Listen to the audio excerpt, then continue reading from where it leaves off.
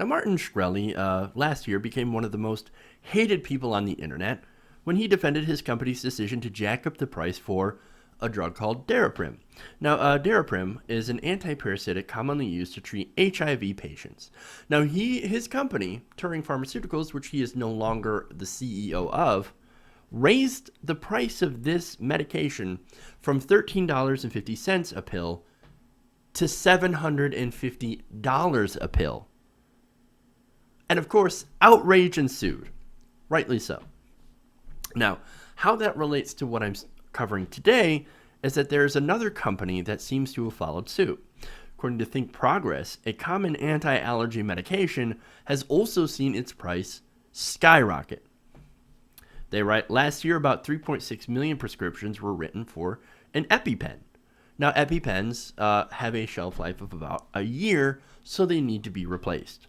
Now, the company that makes it is Mylan, and they have priced this medication, which can keep the airways open during severe allergic reactions, like anaphylactic shock, far out of reach for families. Over the past 9 years since Mylan bought the rights to the EpiPen, the price for the easy-to-use injectors has quintupled. It increased about 450%. Now, originally, one was about $50. Now, for a pack of 2, it costs $600. And by the way, you no longer can buy just one. There has to be 2. In fact, as Think Progress notes, the only way the device can be purchased is in packs of 2, a move made after an FDA recommendation that allergy sufferers carry 2 doses just in case. Selling EpiPens in packs of 2, however, means that if one is lost or used, to replace it, people must buy an extra, essentially doubling their cost that they may not need. Now, in case you're thinking, well, come on, man, this medication, the reason that they jacked up the price has to be that it's so expensive, right? It's expensive to make, and that's why it costs so much. Not true. The actual dose of the hormone epinephrine, also known as adrenaline, which is the dose of the EpiPen, delivered by the device, costs roughly $1.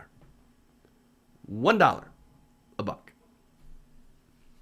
So basically, they want people to pay $600 for a dose of, 2 doses of life-saving medicine that actually together would cost $2. This is insanity. This is actually why medicine shouldn't be for profit, certain medicine. Okay? Now think about the people who have no insurance, or people on the high deductible insurance plans, right, that are offered by Obamacare. Now think about this, right? The entire cost of that $600, if you have no insurance, that's on you, dude. And if you have a severe allergy, you could die from anaphylactic shock if you don't have these EpiPens. So this is literally life and death. But if you can't afford it, that's $600 out of pocket, or if your insurance passes along the costs, you're fucked. You're seriously fucked. Now, I don't know if you have $600 lying around, but I don't. If I had an allergy, I'd be screwed. Now, the article notes that other insurance plans may bring the cost down to a few $100s, but that still leaves people paying hundreds more for the medication than they did just a few years before. Remember, 9 years ago, it was $50 for 2, which seems a lot more reasonable than $600 for 2. Oh, I'm sorry, $100 for 2 instead of $600, which I think is a little much expensive, right? Now, the article notes that although Mylan offers a so-called $0 copay rebate to consumers, it only maxes out at about $100, meaning that if insurance companies pass along the full cost, consumers remain on the hook for hundreds of dollars. And unsurprisingly, guess what? This drug is a cash cow for the company.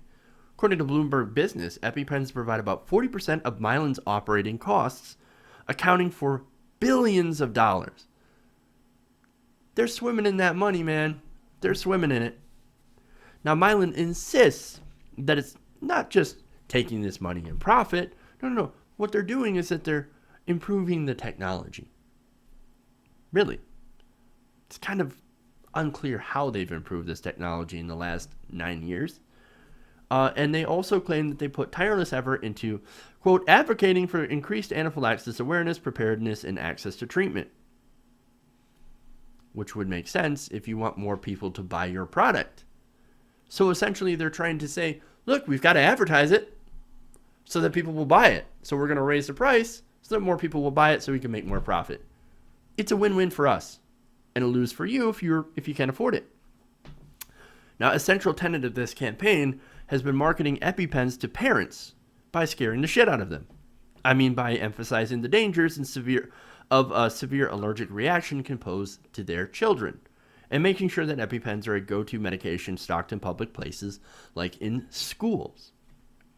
Look, I think awareness is great, right? But how can that really help you, even if it's there, if you can't afford to use it? Now, this points up, Think Progress points out another issue. Mylan can charge whatever they want because they also have a monopoly on the EpiPen technology. In fact, EpiPen prescriptions account for the vast majority of prescriptions for epinephrine, 85% in the first quarter of 2015, a number that has likely increased as Mylan's dominance of the market has also increased.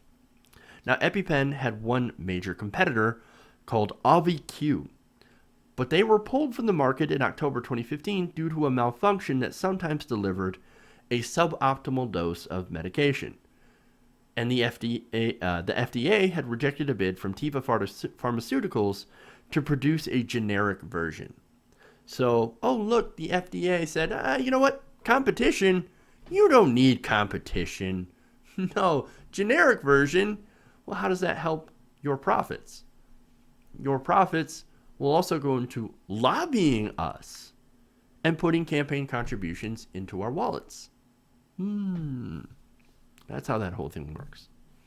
And of course, because of all this, some Americans who are struggling with serious allergies are just unable to afford the medication.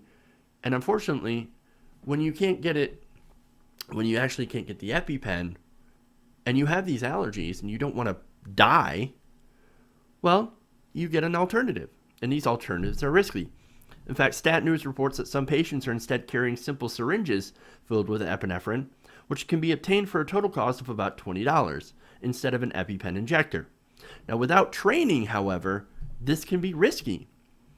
They say accidentally injecting adrenaline into a vein instead of a muscle, which the EpiPen prevents, can be fatal. Others are stretching the devices past their expiration date, despite research indicating that the hormone is less effective after a year, and may not be enough if an emergency truly comes up. And in response to the prices, some states, including Colorado, Maryland, and South Carolina, are pushing to train EMTs to administer syringes of epinephrine instead of EpiPens in order to save money. Look, this is a problem. There needs to be some sort of control on this, or at the very least, competition enough to bring the price down, because these pharmaceutical companies should not be able to get away with this. Now, there's a difference between making an honest profit and screwing people over to make a buck just because you can.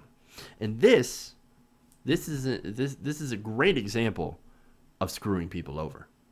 Hey everybody, if you liked this video, then please like this video and share. And if you want to see more like this, then please hit that subscribe button below.